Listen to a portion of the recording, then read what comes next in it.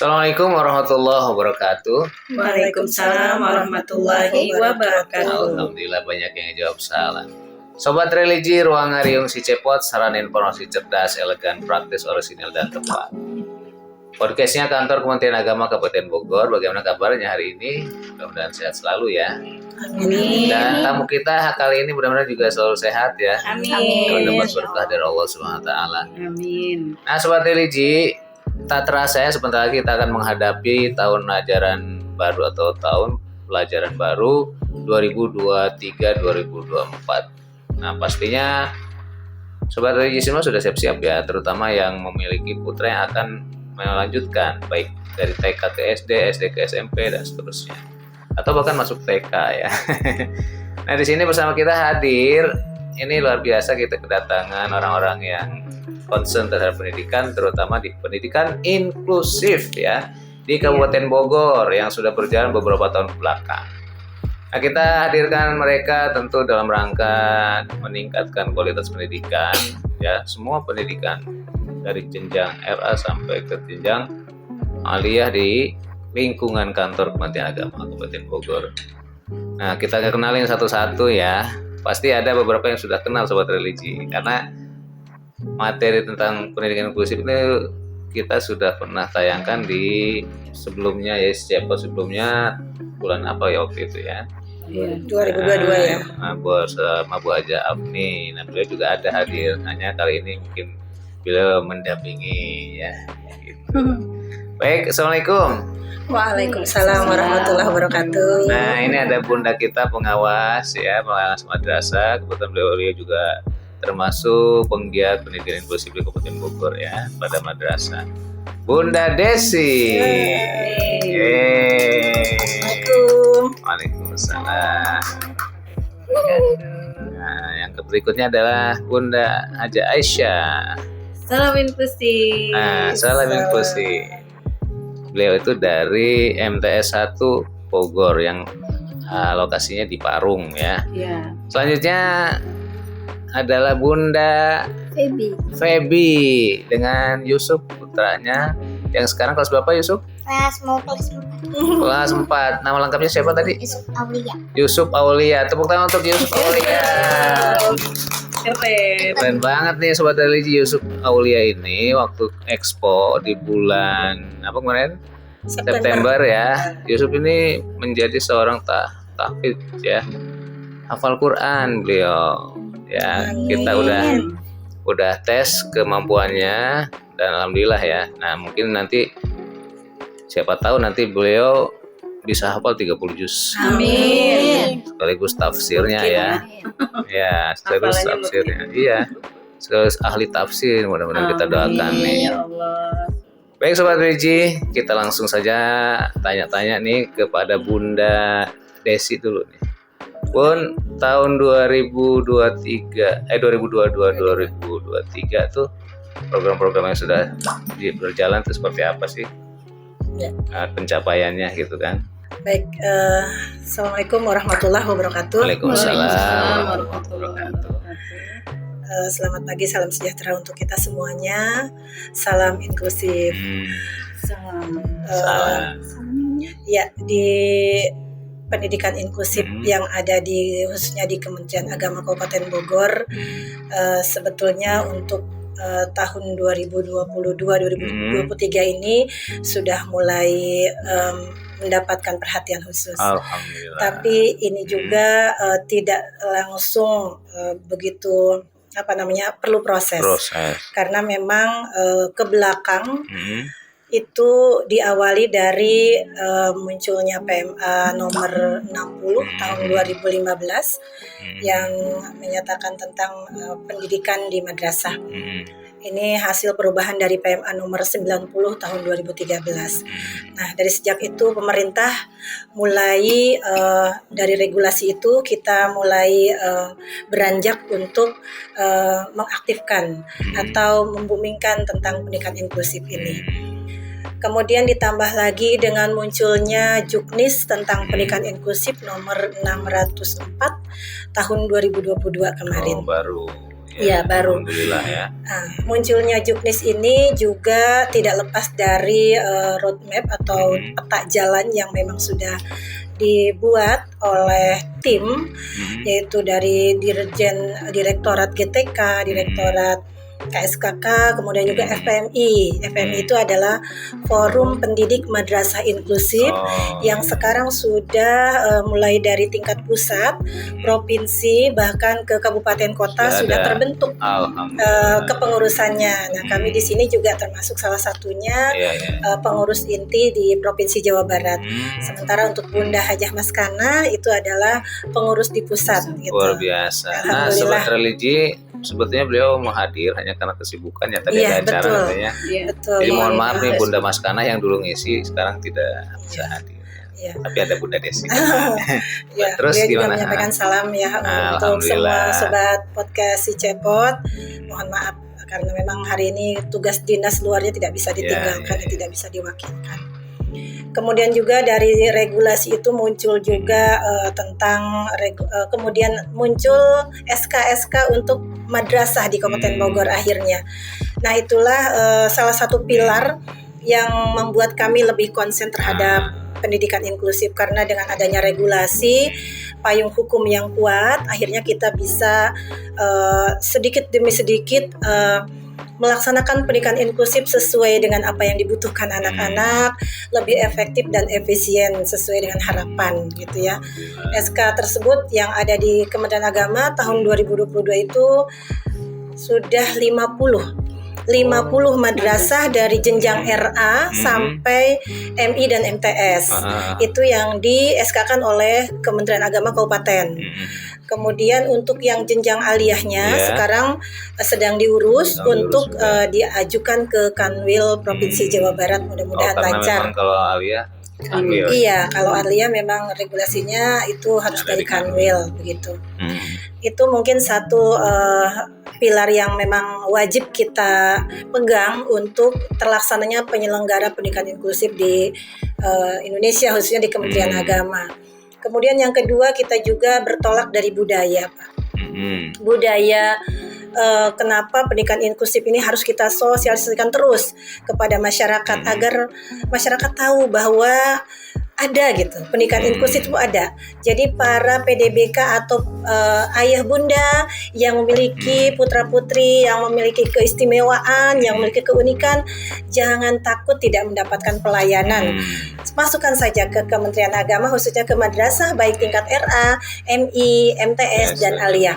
Insya Allah semua hadir untuk mereka, gitu ya. Nah, ini budaya ini ingin kami jadikan pembiasaan terus-menerus agar masyarakat juga terbentuk menjadi masyarakat inklusif. Bukan hanya madrasah inklusif, tapi masyarakat juga menjadi masyarakat inklusif, begitu. Sebuah tugas yang lumayan ini juga ya. Betul. Perlu proses yang lumayan panjang lah ya. Iya. Tapi sejauh ini alhamdulillah dari tahun kemarin tuh, sejak awal sampai kemarin tuh gimana tuh perkembangannya? Ternyata Pak, untuk madrasah jauh sebelum munculnya PMA ini, nanti bisa ditanyakan langsung ke Bu Haji Aisyah ya. Madrasah-madrasah di kita itu ternyata sudah memiliki PDBK. Cuma mereka tidak menyadari bagaimana cara mengatasinya, menanganinya, melayaninya. Jadi mereka menerima itu dengan karena hati nurani. Karena hati nurani dan rasa kasih dan sayang saja. Nanti juga bisa ngobrol langsung dengan Bu Kepala Rumah Anak dan juga Ibunda dari Yusuf, bagaimana proses awal Yusuf masuk ke madrasah.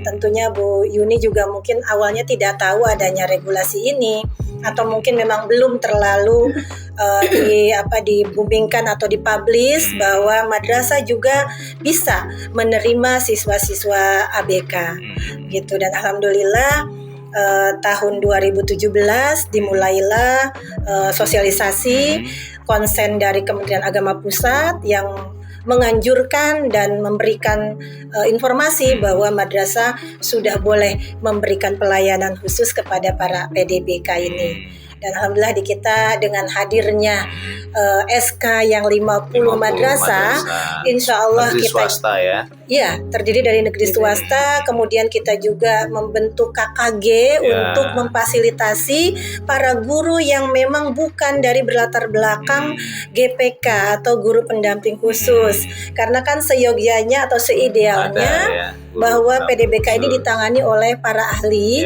atau GPK tadi. Hanya kami kalau memang ingin mempersiapkan itu tentunya terbatas sekali ya, guru yang berlatar belakang luar biasa ya, PLB mungkin ya, atau dari psikolog gitu ya, itu akan terbatas.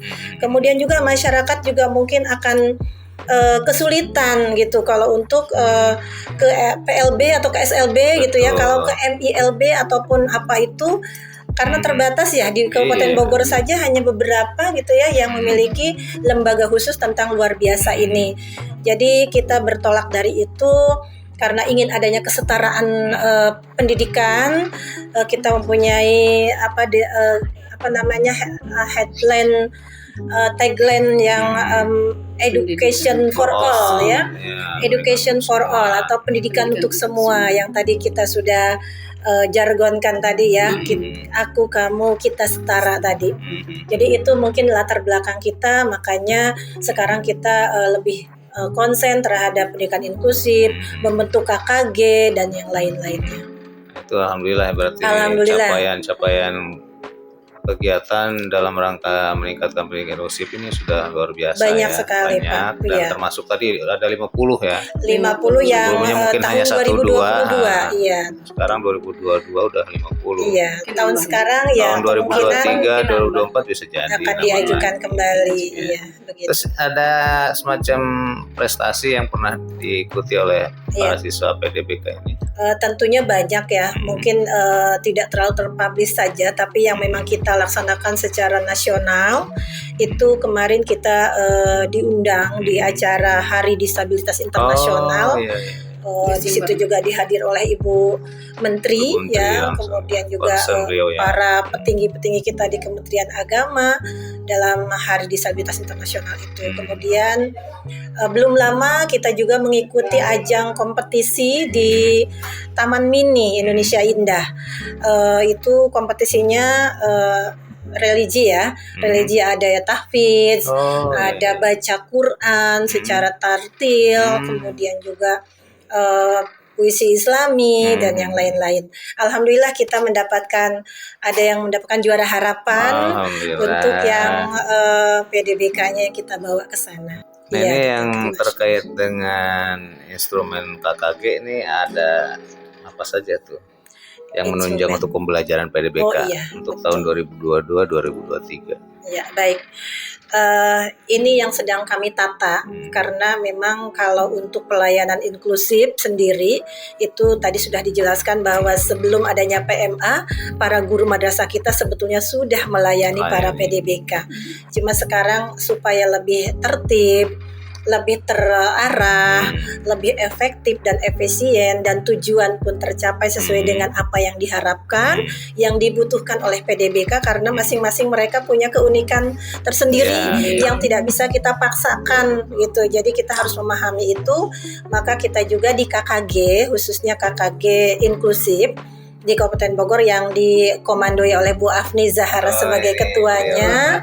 Nah, ini alhamdulillah berjalan lancar, aktif sampai hari kemarin terakhir Sabtu 10 Juni ya, 10 Juni 2023 kemarin kita mengadakan kegiatan validasi administrasi apa saja sih yang harus disiapkan oleh sekolah atau madrasah dalam rangka pelayanan PDBK ini. Termasuk evaluasi kali ya? Iya, termasuk itu. Dari mulai identifikasi awal yang kemudian nanti akan muncul profil belajar siswa. Jadi masing-masing siswa itu punya profilnya. Dia usianya berapa, hambatannya apa, kebutuhannya bagaimana gitu. Nah, itu ada di profil belajar siswa. Nanti ditindaklanjuti oleh guru dalam membuat perencanaannya. Jadi perencanaan pelayanan di kelasnya itu tentunya tidak sama, walaupun mereka satu kelas dengan anak-anak reguler. gitu. Jadi di dalam RPP atau yang namanya PPI, ya, program pelayanan pembelajaran individual, mereka nanti diberikan RPP yang akomodatif atau yang adaptif, yang mungkin di dalamnya disesuaikan dengan kebutuhan PDBK tadi sampai kepada asesmennya nanti. Nah, itu luar biasa ya, ternyata nggak sesederhana yang kita bayangkan. Betul. Treatment khusus dan juga memang untuk dalam rangka tadi pendidikan untuk semua. Nah, untuk selanjutnya terakhir nih, apa rencana kegiatan untuk tahun 2023-2024, target-target apa yang ingin dicapai? Iya, banyak pasti ya. Tahun kemarin saja, tahun 2022 kita membekali diri kita sebagai tim pendidik inklusif khususnya di Kabupaten Bogor. Salah satunya adalah dengan mengaktifkan pelatihan di KKG. Kemudian kita mengadakan studi banding ke MIT Aroihan Malang. Yang dimana MIT Aroihan Malang itu adalah salah satu madrasah percontohan terbaik, bukan hanya nasional, bahkan mereka itu sudah go internasional untuk prestasi-prestasinya. Alhamdulillah kita banyak sekali menimba ilmu di sana. Insya Allah tahun depan juga kita akan melakukan kunjungan kembali. Insya Allah mudah-mudahan ada rezekinya semua ya. Karena inklusif ini mandiri Pak Haji, mandiri semuanya. Jadi ini berdasarkan berangkatnya dari hati semuanya, dari hati semuanya, tidak punya dipa. Jadi kita alhamdulillah punya support sistem yang baik dari khususnya dari Bapak Kepala Kantor Kementerian Agama. Terima kasih Bapak Kepala, terima kasih Bapak Kasubag dan Ibu Kasih yang selalu tiada henti mensupport kami baik secara moral maupun material untuk pendidik inklusif. Dan ke depan insya Allah akan ada pelatihan guru GPK di tingkat nasional juga. Kemarin juga sudah ya Semarang ya. Di Semarang kita mengirimkan 5 orang GPK, dan untuk nanti bulan September Oktober mudah-mudahan ada lagi. Kemudian kita juga sudah mengajukan namanya bantuan World Bank. Alhamdulillah. Itulah yang menjadi banget ini bisa sampai ke World Bank. Iya. Kalau disebut mata air itu benar-benar mata air gitu ya buat kita, sehingga kita bisa melanjutkan hidup gitu, dengan adanya itu tadi bantuan dari World Bank melalui Pokja. Insya Allah 2023 ini ada 4 lagi yang kita 3 lagi yang kita ajukan, 2 KKG, 1 KKG 2 KKM. Yang kemarin sudah 2 KKG dan 2 KKM. Jadi KKM, KKG, kelompok kerja guru dan kelompok kerja kepala madrasah inklusif khususnya. Iya. Begitu. Berarti ini jalan terus nih ya, support sistemnya sendiri. Semangat. Iya.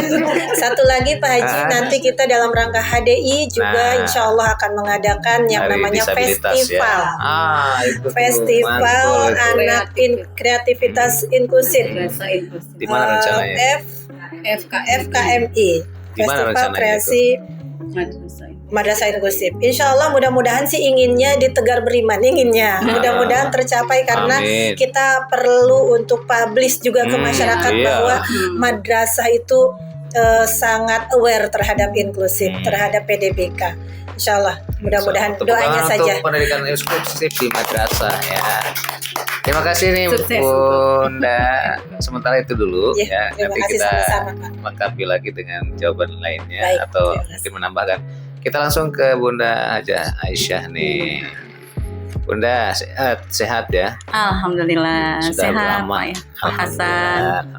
Sudah lama nih di inklusif, mengajar sejak dimulai ya program madrasah inklusif itu 2017-2018 luar biasa, berarti sudah sekian tahun ya.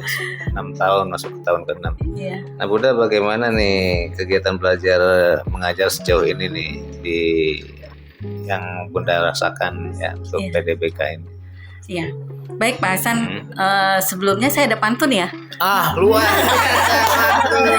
Silakan dulu. Ada pantun khusus untuk guru pembimbing khusus nih Pak ini Hasan. ada guru Iya. pantun khusus ya untuk guru pembimbing khusus. Ubi jalar Ubi jalar. enak dikukus. Cakep. Berbagilah dengan sanak saudara. Cakep. Memang sulit jadi guru pembimbing khusus. Cakep. Namun pahalanya balasannya surga. Amin. Iya, makanya untuk semua guru pembimbing khusus kita laksanakan tugas dan kewajiban kita dengan hati yang lapang, dengan hati yang ikhlas, sehingga insya Allah balasannya surga. Amin. Seperti itu. Satu lagi Pak Hasan, ini untuk orang tua nih. Ini untuk Untuk orang tua PDBK ya. Gimana tuh? Jalan-jalan ke kota Mekah. Cakep. Jangan lupa beli kurma. Cakep. Orang tua ABK jangan menyerah. Cakep.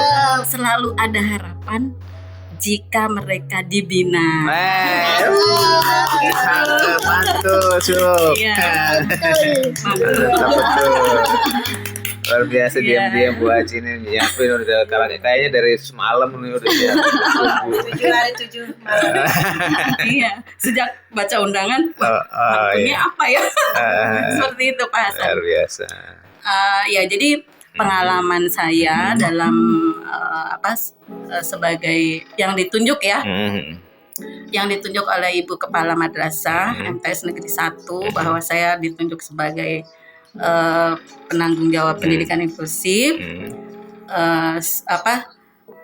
berbarengan dengan adanya SK sebagai madrasah inklusif. Ya, sejak itulah kita mulai melaksanakan, merencanakan berbagai rencana program ya.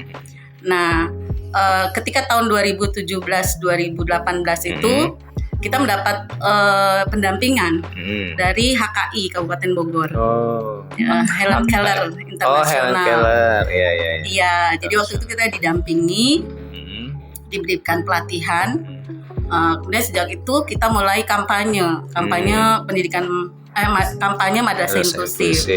Ya, saat itu mulai diidentifikasi bahwa madrasah kami ada PDBK yang anak hambatan pendengaran. Jadi dari lahir memang sudah kurang mendengar ya. Kemudian ketika SD itu dia pakai alat bantu dengar. Tapi ketika di MTS dia sudah mulai tidak nyaman. Akhirnya dilepas alat bantu dengarnya. Tapi akhirnya karena kita kan tidak mungkin jalan sendiri ya, tapi harus teamwork ya. Harus semua stakeholder di madrasah itu bareng. Jadi kita selalu koordinasi dengan guru mata pelajaran, kemudian wali kelas terutama ya. Karena tidak bisa jalan sendiri ya. Jadi penanganannya seperti itu Pak Hasan. Jadi kita selalu koordinasi dengan guru-guru mapel. Karena kan pada dasarnya guru mapel ya adalah guru pendamping khusus gitu. Apalagi wali kelas. Kalau di di MTS kan tidak ada guru kelas. Adanya guru atau pelajaran, wali kelas, guru mapel dan wali kelas. Ya, sejak itulah ketika ada diidentifikasi bahwa di kelas itu ada anak berkebutuhan khusus. Waktu tahun 2017 itu ada yang hambatan pendengaran dan hambatan disabilitas.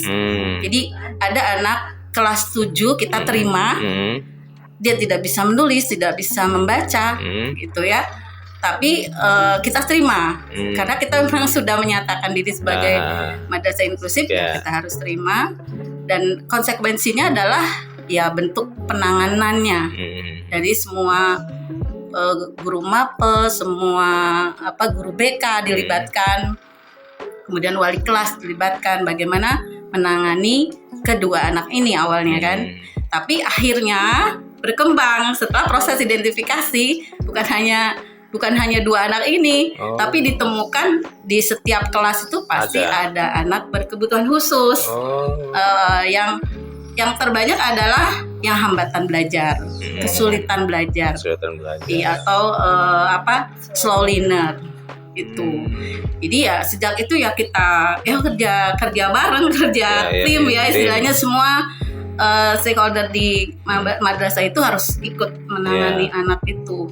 Ada guru mapel yang karena waktu COVID itu mereka datang ke rumah anak itu. Jadi belajarnya sendiri di rumah. Ada guru bahasa Inggris, ya Pak Hamdi, kemudian ada guru IPA, Bu Umi itu mereka datang ke home visit. Jadi belajar di situ.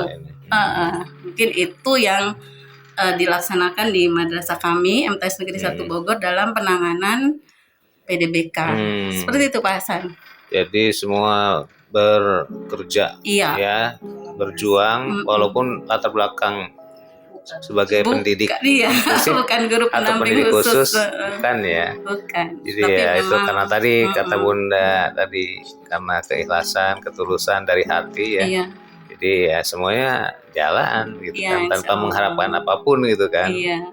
Intinya bahwa pendidikan eksklusif ini harus terlayani di MTS 1 Bogor ini. Nah, kemarin gimana, ada prestasi kah di kegiatan-kegiatan atau gimana? Kalau yang berprestasi kan kita peserta didik berkebutuhan khusus kan bukan hanya anak-anak yang difabel ya, tapi kita juga termasuk anak-anak yang berbakat istimewa, cerdas istimewa dan berbakat istimewa. Itu. Nah, ini istilahnya beda-beda nih. Iya, CIBI. Jadi CIBI atau CIBI itulah anak berkebutuhan khusus juga gitu. Jadi kan kadang kita pemahamannya itu masih kurang benar ya. Artinya kalau dibilang PDBK itu anak yang difabel saja gitu. Padahal anak PDBK itu selain anak-anak difabel juga di dalamnya termasuk penanganan untuk anak-anak yang berbakat istimewa atau cerdas istimewa. CIBI itu ya. Iya, CIBI. Nah, untuk di MTS Negeri 1 Bogor itu anak-anak istimewanya itu yang prestasinya kemarin itu sampai di MyRes. MyRes tahun 2021 ya. Ke tingkat nasional juga ya. Juara Harapan 2. Wah, luar biasa. Gitu. Nasional di Surabaya waktu itu anak-anak yang berbakat istimewa. Berarti sekarang udah di aliyah atau di tingkat atas ya? Belum. Oh, kelas 9. Kelas 9. Jadi ya kita tangani juga anak-anak yang cerdas istimewa, berbakat istimewa. Artinya anak-anak yang memang punya bakat diwadahi di MTS dengan mengikuti perlombaan-perlombaan dan alhamdulillah banyak yang berprestasi. Kira-kira berapa jumlahnya itu? Lumayan banyak itu. Banyak. Hampir tiap kelas, tiap tahun ada, hampir tiap kelas juga. Untuk MTS Negeri 1 Bogor kan karena kita sudah selesai PPDB, kemarin juga kita ada kuota untuk anak berkebutuhan khusus ya. Ada juga ya kuotanya. Ada, karena kan sesuai dengan juknisnya memang ada. Itu sekitar 1 atau 2% dari total yang diterima. Dan kita sudah mengobservasi kemarin di PPDB itu ada 5 anak yang memang masuk kuota PDBK di tahun yang PPDB kemarin. Udah mulai ya, udah selesai berarti. Sudah selesai. Udah selesai. Iya. Jadi kategorinya kita terima walaupun anak-anak itu belum bisa baca tulis Quran. Karena kita tidak boleh menolak. Iya, seperti itu. Nah, itu selama ini apa kendala dan cara penanganannya ketika menghadapi itu? Ya, kendalanya sih memang mungkin ya karena kita bukan guru-guru ya, bukan latar belakang pendidikan luar biasa atau jurusan BK yang benar-benar memang sarjana BK seperti itu ya. Itu kendalanya ya mungkin ada kekurangan dalam pengetahuan kita ya, misalnya untuk memahami. Misalnya kita untuk menentukan nih anak ini kategori apa gitu, hambatan apa, itu mungkin yang agak harus dipelajari lagi gitu ya. Ya untungnya dengan ada wadah KKG inklusif, nah itu penting banyak nih. Kita yang diberi pelatihan seperti baru, itu. ya. Kita juga kerjasama dengan lembaga psikologi. Jadi ada untuk tes ya, untuk tes apakah anak-anak ini di bawah rata-rata atau di atas rata-rata gitu kan, itu melalui tes. Berarti ini solusi juga ya. Iya, salah satu. Jadi solusi. Tantangannya ada, tapi solusinya ada. Iya. Satu melalui KKG ya, mereka juga melakukan pelatihan dan juga mengundang psikolog. Iya, kita kerjasama dengan lembaga psikologi. Nah sekarang nih pertanyaan terakhir nih, apa saran dan harapan untuk tahun 2023-2024 seterusnya lah? Seterusnya.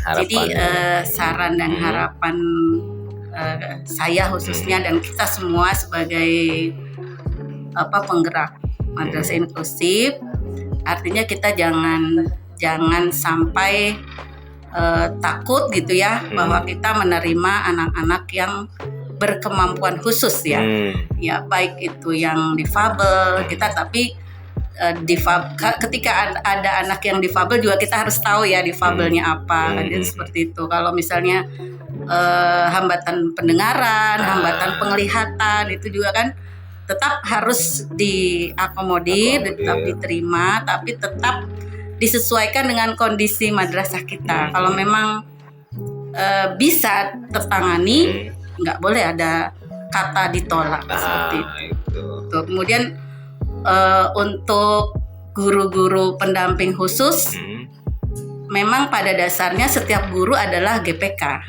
Jadi jangan ada jangan ada tidak ini ya. Iya, saya bukan ahlinya terus. Iya, seperti itu. Karena kalau untuk pengetahuan bisa kita pelajari ya. Sekarang banyak media ya untuk. Jadi mengajar sekaligus belajar lagi. Iya, seperti itu. Jadi untuk orang tua, PDBK juga jangan ada kekhawatiran bahwa ketika ayo jangan jangan takut bahwa anak kita ditolak gitu ya, karena sekarang madrasah semuanya sudah menerima sebagai madrasah inklusif. Jadi lebih baik madrasah lebih baik. Luar biasa, tepuk tangan nih untuk Bu Haja Aisyah dari MTS 1. Terima kasih Pak Hasan. Luar biasa nih, beliau penggiat yang memang sudah bergelut 6 tahun, ini bukan waktu yang pendek ya. Dan tentu terus belajar ya Bu Haji ya. Iya, terus belajar. Luar biasa. Nah sekarang kita beralih ke orang tua nih, ada Bunda Febi dari Rumah Anak. Dari MI Rumah Anak. Kelas berapa nih putranya Yusuf? Kelas berapa Yusuf? Kelas 4. Weh. Luar biasa. Telat banget. Makasih Bapak. Kemarin ranking berapa di sekolah? Ada rankingnya nggak di sekolahnya? Nggak ada. Nggak usah ya. Yang penting mah. Yang penting prestasi dan keberanian. Itu kemarin udah bisa tahfiz di panggung loh, ini bukan main-main. Yang menyaksikannya bisa ribuan dan baca orang. puisi. Tuh baca puisi juga ya. Iya. Juga bisa ya? Iya, bisa ngegombal. Boleh. Tapi masih belum kepikir. Yusuf ini pintar ternyata ya, Sobat Religi. Berani. Jadi kita ngadain expo di bulan September. Kita juga menampilkan dari Rumah Anak, dan mereka prestasinya tahfiz juga. Kemudian bisa baca puisi. Wah, luar biasa. Kemarin ada 3 orang ya. Kalau tidak salah 3 orang yang tampil, dan mungkin yang 2 lagi karena berbagai hal tidak bisa hadir, hanya Yusuf nih. Alhamdulillah nih. Terima kasih Yusuf ya. Iya, sama-sama Pak. Sudah bisa tampil di sini, hadir di mana? Ruangarium si Cepot. Si Cepot itu sarana informasi, cerdas, elegan, praktis, orisinal, dan tepat. Itu Yusuf ya. Baik Bunda, gimana nih kegiatan belajar mengajar sejauh ini yang dialami atau didapatkan oleh Yusuf di Rumah Anak, MI Rumah Anak ini? Ya alhamdulillah sih nggak tidak ada kendala ya. Alhamdulillah. Tidak ada kendala. Jadi semuanya informasi kalau saya ada yang nggak ngerti gitu ya harus gimana. Biasanya sih nanya dulu ke wali kelas ya. Wali kelas. Ntar kalau misalkan wali kelasnya nggak ngejawab, sayanya juga kadang-kadang suka nggak ngerti juga, langsung saya tanya sama kepala sekolahnya. Ini alhamdulillah nih Pak Ibu kepala sekolahnya ada nih. Iya, terima kasih Ibu. Ini emang Bu Yuni ini udah ditugaskan begitu kayaknya. Di rumah anak itu gimana inklusifnya, bagaimana Bu Yuni bentar nih? Kalau inklusifnya memang belajarnya Bareng-bareng. Ya, programnya nanti kan memang kan ada program tertentu ya itu disesuaikan. Ada juga apa semacam psikolog di sana? Ada. Oh, alhamdulillah ini nih jarang-jarang ya sekolah atau madrasah ada psikolognya. Di rumah anak nih ada psikolog. Gunung Putri ya? Iya. Kota wisata luar biasa.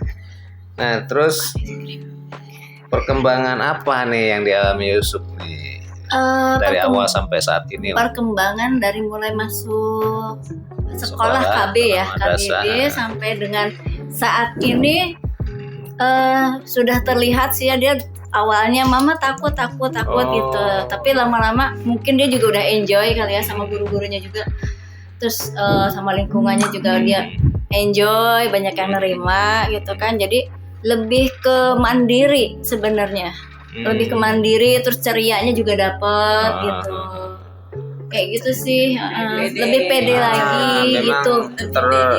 Terlihat ya, bisa dirasakan lah ya. Awalnya tuh dia selalu ketakutan kan, setiap masuk sekolah dulu itu ketakutan, terus berkat Bu Yuni juga itu mau nggak mau harus ditinggal gitu sekolahnya, belajar mandiri gitu.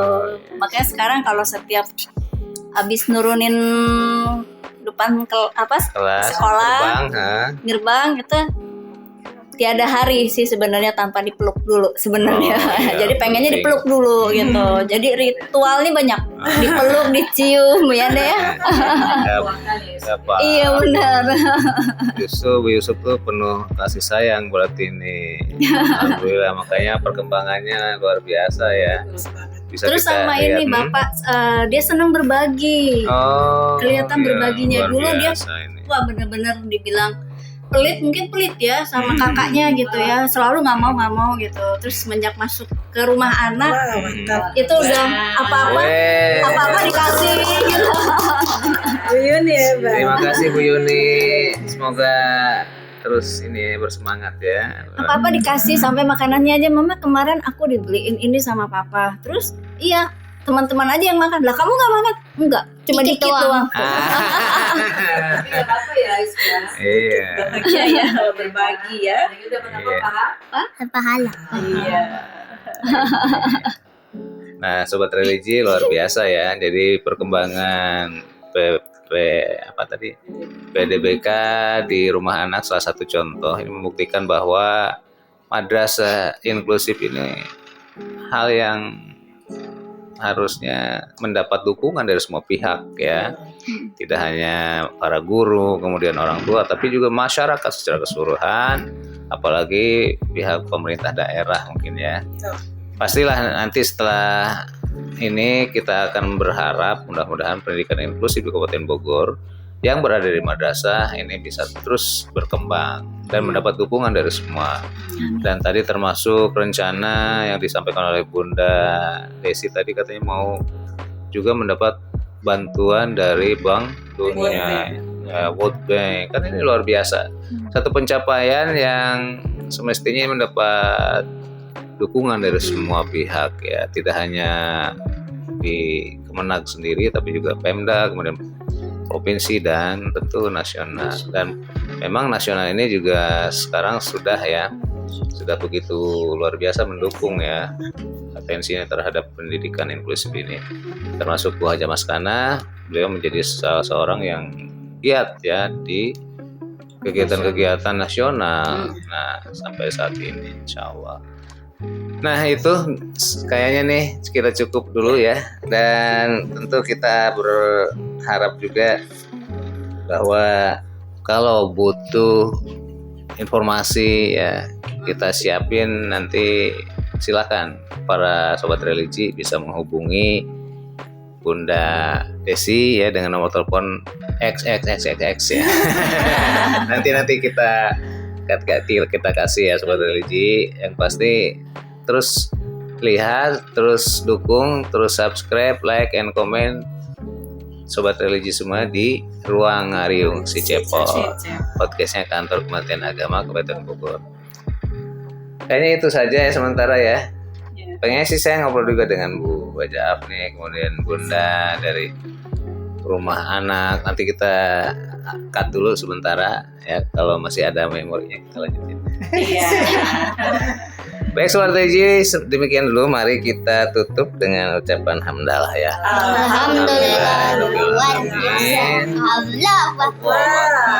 Assalamualaikum warahmatullahi wabarakatuh. Waalaikumsalam warahmatullahi wabarakatuh. Dan kita ucapkan terima kasih semua untuk Bunda Desi, Bunda Haja Aisyah, dan Bunda Feby serta Yusuf ya. Dan Bunda Afni Zahara dari KKG Inklusif, juga Bunda Yuni dari Rumah Anak. Inklusif.